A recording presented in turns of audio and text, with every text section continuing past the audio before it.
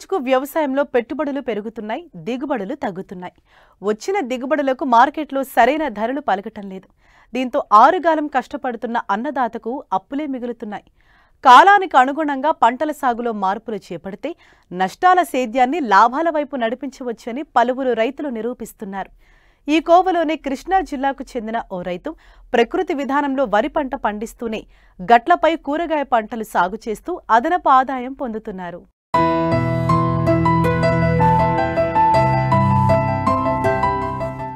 ఒకప్పుడు రైతులు సమీకృత వ్యవసాయం చేసేవారు. పాడి పరిశ్రమ నుండి వచ్చే వ్యర్థాలు పంట పొలాలకు, పంట పొలాల వ్యర్థాలు పాడి పరిశ్రమకు వాడుతూ పెట్టుబడులు తగ్గించుకుని నాణ్యమైన దిగుబడులను పొందేవారు. అంతేకాదు, ఒకవేళ పంట దెబ్బతిన్నా అనుబంధ రంగాల ద్వారా ఆ లోటును పూడ్చుకునేవారు. అయితే రాను రాను వాణిజ్య పంటలకు మార్కెట్లో అధిక ధరలు పలకడం, రైతులు వీటి సాగుకు మొగ్గు చూపారు. అంతేకాదు, అనుబంధ రంగాలను వదిలేసి ఏకపంట విధానాన్నే పాటించారు. అయితే ప్రకృతి విపత్తులు, వాతావరణ మార్పులతో ఒక్కోసారి పంట దెబ్బతిని పూర్తిగా నష్టాలను చవిచూసేవారు. అంతేకాదు, ఒకవేళ పంట దిగుబడి వచ్చినా డబ్బులు 6 నెలలకోసారి మాత్రమే రైతుల చేతిలో ఉండేవి. ఈ సమస్యలను అధిగమించేందుకు రైతులు కొత్త ఆలోచనలకు తెరతీస్తున్నారు. అలా కొత్త ఆలోచనలు చేసిన రైతుల్లో తూర్పుగోదావరి జిల్లా కొవ్వూరు మండలం దొమ్మేరు గ్రామానికి చెందిన రైతు అనిల్ కుమార్ ఖరీఫ్లో ఎకరంలో PL11 రకం వరిని సాగు చేశారు. అయితే పొలంగట్లు ఖాళీగా ఉండటం, వాటిపైన ఉద్యాన పంటలైన కూరగాయలు, పండ్ల మొక్కలను నాటారు.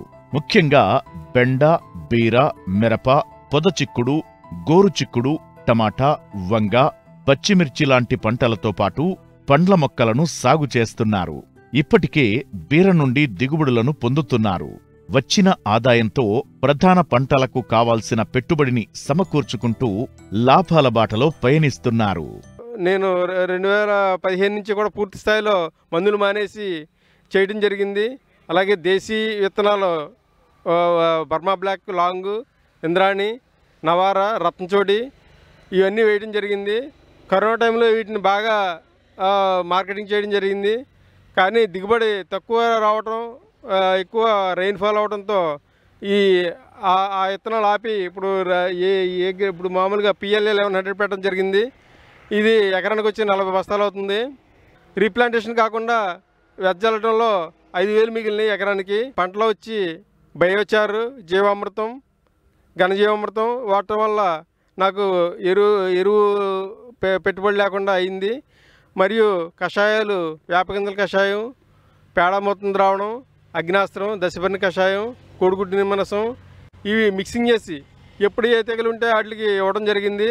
అలా ఇవ్వడం వల్ల నాకు చేలో తెగులు కానీ, రెయిన్ఫాల్గా అవ్వడం కానీ లేకుండా, తుఫానులకు నష్టం కానీ లేకుండా మంచి ఆరోగ్యవంతమైన పంటను పండించడం జరిగింది. తక్కువ ఖర్చుతో ఎక్కువ దిగుబడి మరియు భూసారం పెంచడం గురించి RDS జల్లడం జరిగింది. మరియు PMDS అంటే ప్రీ మాన్సూన్ డ్రై సోయింగ్ నవధాన్యాలు వేయటం, RDS and rabi dry sowing ఇప్పుడు వేయటం జరిగింది. ఇలాగా చేసుకుంటూ వెళ్ళడం వల్ల కలుపు మందు కొట్టడం అవసరం లేకుండా పచ్చిరొట్ట ఎరువు చేలో మల్చింగ్ చేయడం వల్ల సేంద్రీకర్పణ పెరిగి నా చేను ఇప్పుడు మంచి పూర్తి స్థాయిలో ప్రకృతి వ్యవసాయంలోకి మళ్ళడం జరిగింది. ఇలాగా చేయటం వల్ల నాకు 40 బస్తాలు దిగుబడి వస్తుందండి. ఈ ఏడు పూర్తి స్థాయిలో నా పక్క చేను అన్నీ దెబ్బతిన్నాయి. మొన్న వచ్చిన మందా తుఫాన్కి చేలు పక్కన ఉన్న చేలు కెమికల్ ఫీల్డ్ అన్నీ కూడా దెబ్బతిన్నాయి. నా ఫీల్డ్ మట్టికి నిలబడి ఉందండి. కలెక్టర్ గారు కూడా రావడం జరిగింది, చూడటం జరిగింది, ఫోటోలు తీసుకున్నారు. న్యాచురల్ ఫార్మింగ్ చేయటం వల్ల నాకు మంచి, నేను మా కుటుంబంలో కూడా సభ్యులందరూ కూడా మంచి ఆరోగ్యంగా ఉన్నారు. అలాగే ఇక్కడ కస్టమర్స్ కూడా ఫస్ట్ మొదట్లో ఉండేవారు కాదు, కానీ ఇప్పుడు కస్టమర్లు కూడా నా చేను దగ్గరకు వచ్చి ఏమున్నాయి ఐటమ్స్ మీ దగ్గర ఏమున్నాయంటే, ఏమున్నా కూరగాయలు కానీ, టమాటాలు కానీ, బెండకాయలు కానీ, బీరకాయలు కానీ ఏముంటాయి పట్టుకెళ్ళడం జరుగుతుంది.